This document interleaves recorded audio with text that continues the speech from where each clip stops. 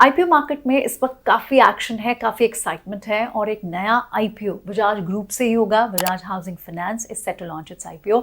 लेकिन इस पर आपको करना क्या है? निकुंज का टेक क्या है इस पर? निकुंज डालमिया हमारे साथ है। निकुंज, क्विकली आप इस आईपीओ को कैसे देख रहे हैं? देखिए, आईपीओ मार्केट के अंदर इस समय बहुत उत्साह देखने को मिला। छोटे हो बड़े हो, सब आईपीओ के अंदर रिस्पॉन्स अच्छा आ रहा है। बिकॉज आईपीओ की देखिए एक सिंपल फॉर्मूला होता है, अगर लगा तो लॉटरी, नहीं लगा तो पैसे वापस आते हैं। तो जीरो एक ऐसा इस प्रकार का चक्र है मार्केट के अंदर, जिसके अंदर अगर आपको शेयर रीमैट में आते हैं तो पॉपअप या गैप अप लिस्टिंग पे आप उनको बेच देते हैं, और अगर नहीं आते तो आपका जो इन्वेस्टमेंट है बिना कुछ वापस आ जाता है। तो इस समय आईपीओ मार्केट के अंदर हम देख रहे हैं कि सब्सटेंस कम है और एक्साइटमेंट ज़्यादा है। अब हम बात कर रहे हैं बजाज हाउसिंग फाइनेंस की। Bajaj housing finance Bajaj finance की सब्सिडरी है। 30 साल बाद एक बजाज ग्रुप की कंपनी पब्लिक जा रही है।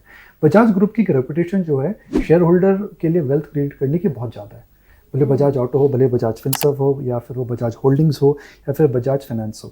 तो जाहिर सी बात है, इस मार्केट के अंदर जहाँ छोटे बड़े सब आईपीओस को धमाकेदार रिस्पांस मिल रहा है, तो बजाज ग्रुप की कंपनी जब पब्लिक जाएगी तो जोर का धमाका होने वाला है मार्केट के अंदर। सब इस इशू के अंदर लाइन लगाने वाले हैं, सब इशू के अंदर इन्वेस्ट करना चाहते हैं। इतना बड़ा इशू नहीं है, 3,500 करोड़ का इशू है। तो कहते हैं ना हिंदी के अंदर एक अनार 100 बीमार, वैसी बात होने वाली है इस इशू को लेकर। ओके, इस इशू को लेकर एक अनार 100 बीमार। लेकिन ये जो अनार है, ये कितना स्वाद रहेगा इसका? यानी अगर बजाज हाउसिंग फाइनेंस की ही बात करें, क्योंकि बहुत पुरानी कंपनी तो नहीं है, 10 साल भी नहीं हुआ है, और इनफैक्ट अपने जितने भी पीयर्स का उनको आउट परफॉर्म भी कर रही है। 25% की ग्रोथ रेट पे, और लोन बुक भी इसकी बहुत बड़ी है अपने पीयर्स के कंपैरिजन में हम बात करें तो क्या ये जो ग्रोथ है, जिस ग्रोथ से अब तक चलती आई है कंपनी, ये वैल्यूएशंस और क्या ये प्रीमियम इसको मिलता रहेगा? देखिए, जब कोई कंपनी इस बड़े ग्रोथ पे ग्रो करती है, 25% ग्रोथ की बात कर रहे हैं, 1 लाख करोड़ की, 1 लाख करोड़ की इनकी बुक है। अगर उस तरह की बुक पर क्या ये ग्रो कर सकते हैं? जी हाँ, कर सकते हैं। Because the size of opportunity India में एचएफसीज को लेकर बहुत बड़ी है। मगर आप ग्रोथ जो कर रहे हैं, क्या उसमें एनपीएस मैनेज कर सकते हैं? देखिए, पैसा देना तो बहुत ईजी है, मगर पैसा का रिकवरी वो सबसे इंपॉर्टेंट होता है लेंडिंग बिजनेस के अंदर। बजाज ग्रुप की उसमें महारती है।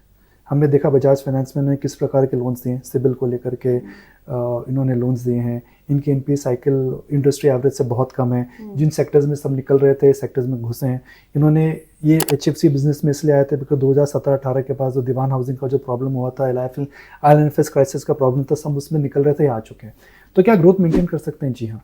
If history is anything to go by, जैसे हम कहते हैं ना, अनार का स्वाद आपको बागीचे की नाम से ही पता लगता है। तो इनको बिजनेस आता है, और बिजनेस आता है, लेंडिंग इनकी अच्छी है। तो मुझे नहीं लगता कि एनपीएस को लेकर समस्या है। तो अगर आपको शेयर, अगर आईपीओ में अगर आप निवेश करते हैं और आपको मिल जाते हैं, तो आपको बेचने नहीं चाहिए। इसको लंबी अवधि के लिए अगर आप रखेंगे तो आपको काफ़ी मुनाफा होगा। मैं बता देता हूँ क्यों। यह कंपनी 20 से 25% पे ग्रो कर रही है। अगर ये 20 से 25% पे ग्रो करती है तो इसकी ऑर्डर, जिसकी जो लोन बुक है, वह करीब 2-2.25 साल में डबल हो सकती है। 2-2.25 साल में कि डबल हो सकती है। उसके एनपीएस अगर अच्छे हैं, मार्जिन अगर अच्छे हैं, तो क्या शेयर इस समय जो ट्रेड करेगा वह 3 टाइम प्राइस टू बुक पर, जो बहुत महंगा नहीं है अगर मैं पीयर कंपैरिजन करूँ। For the longest time HDFC bank 2 से 2.25 पे चलता था, जिसकी बुक वैल्यू बहुत ज़्यादा थी, जिसकी बेस बहुत ज़्यादा थी, ग्रोथ इतनी ज़्यादा नहीं थी।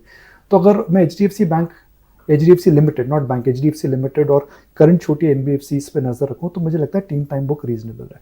तो अगर डबल होता है या ये 2.5 गुना होता है करीब 5 साल के अंदर, तो 3 पर भी इसकी प्राइस बुक अगर रहती है, तो जाहिर सी बात है जो साइज ऑफ अपॉर्चुनिटी है उसकी वजह से स्टॉक यहाँ से आने वाले समय में काफ़ी अच्छा आपको मुनाफा दे सकता है। तो यानी इस स्टॉक को आपको अपने पोर्टफोलियो में बनाए रखना है लिस्टिंग गेन के बाद भी।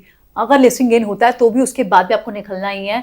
इसके फंडामेंटल स्ट्रॉन्गर, ये बड़ा वेल्थ क्रिएटर बजाज फाइनेंस की तरह हो सकता है? नहीं, वो बोलना बहुत मुश्किल है। बिकॉज बजाज फाइनेंस का एक बेस अलग था, उसका समय अलग था। उन्होंने कई चीज़ें जो हाउसिंग फाइनेंस, कोई चीज़ जो लैंडिंग मार्केट में करी थी, अब शायद उनको इतना बड़ा एडवांटेज ना मिले। क्योंकि होम फाइनेंसिंग स्पेस है, कंपैरेटिव स्पेस। इसके अंदर आप बेतहाशा मार्जिन नहीं कंपेयर कर सकते, बट एक्सपैंडिंग स्पेस है। तो आप जो बेसिकली इसमें कंपेयर कर रहे हैं, आप जो बेट इसमें लेंगे, तो आपको ये सोच के बेट लेना है, एक्सपैंडिंग मार्केट है, ग्रोथ अच्छी है, और अगर अर्निंग्स ग्रोथ होगी तो स्टॉक अर्निंग्स के मुकाबले में ग्रो करेगा। ओके, ठीक है। अर्निंग्स के साथ ही इनफैक्ट अगर अर्निंग्स होती है तो स्टॉक भी ग्रो करता है। यानी लंबी अवधि के लिए आपको इस स्टॉक को अपने पोर्टफोलियो में बना के रखना है। शुक्रिया निकुंज।